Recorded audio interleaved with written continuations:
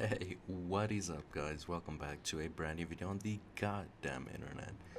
And today we're gonna be talking a little bit about Stephen Greer, one of our favorite people to cover on this channel, guys. We always cover every update that comes out, so subscribe, notifications on, like, comment, and share, because that helps the absolute most, okay? And so Jason, he goes after Jason Sands and David Fravor, okay? And Stephen Greer has a history of going after people in the UFO community, as whether it's charlatanry or grifters. There's a lot of this and that, and we're going to be covering every angle of it. Make sure you watch to the end, because the best parts are there as always. And without further ado, get your snacks, get your popcorn, because we're about to jump straight into it. These false narratives of threat and false narratives of we don't have anything like this. Now, there are people who've evolved on this quite a bit. For example, there was the David Fravor, who was the F-18 Hornet pilot who chased the UFO and got the footage and all of that. You all know what that is, and we can show it. But when I first spoke to him a few years ago, he was adamant that what he had pursued absolutely had to be alien, that there's no way any human on Earth had any technology like that. And this would be a very rational assumption for someone having their first encounter with a propulsion and energy system like what Lockheed Skunk Works has, or Northrop Grumman has, or Raytheon has, because they do not move in an aerodynamic form. There's no rockets, there's no jets, the infrared sensors that would pick up a heat signature, nothing. So what is making this thing move like that, right? And so it's a normal assumption for a conventional military or civilian pilot, or a rocket scientist, for example, dealing with normal propulsion, to say, well, that has to be from outer space or another non-human civilization.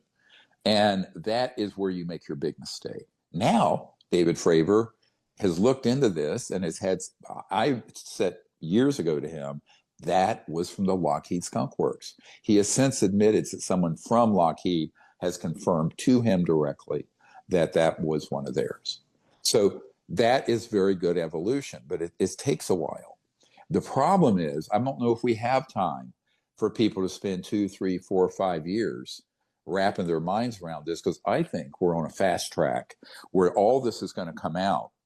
And if our president and our national security team and our Congress, as well as leaders around the world, really think that all of this phenomenon has to be alien or non-human, then that opens the door for exactly what that 70-year evil agenda has been. And that is to have a threat that the whole of humanity faces. So those are some pretty significant and large claims by Dr. Greer, and there's no shortage of large claims in today's landscape, right? Chris Bledsoe on Easter 2026, some people 2027. So Greer has also went after Lou Elizondo a lot of times, saying he's just like a parrot, repeating what he's said to him, he can say. I know with the Y-Files, the creator of that channel, he's skeptical of David Grush, so that's a really smart guy as well. We got to consider all of this. So I was talking with Commander Fravor the other day, and he shared some information that came to him that was just, email style. But George, it was passage material. And I don't know if people on our podcast know what that means, but sometimes in SAPs or special access programs, they have what they call passage material. It's material that is leaked to people. But the thing is that this material is being passed around to people like even Commander Fravor, where they're trying to kind of convince him that Lockheed Martin, as an example, had some sort of similar technology to what he saw. First of all, he laughed. He's like, if people knew my job right now, they would know that I know that is not true.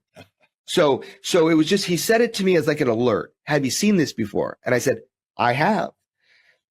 Do you understand what's happening, Commander? And he goes, I do. So basically, it's a really interesting story, and it has a lot of real information in it. But there is a core fake information in there. They call it passage material. It was eventually, I can backtrace it, reverse engineer it, where it comes from an agency. And I'm just going to say it, man. Why does the CIA have a completely different methodology of shaping the emerging UAP narrative? And I can already hear all the comments right now saying, "Oh, it's one world government. The only thing that can bring us together is a threat from outer space," like that president talked at the UN, I think. Yeah, that could be it. So many things could be it. It's ridiculous to what people can come up with using whatever they can, right?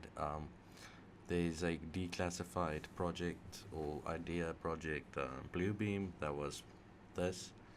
So yeah, the CIA is just brain fuckery all the way through, right?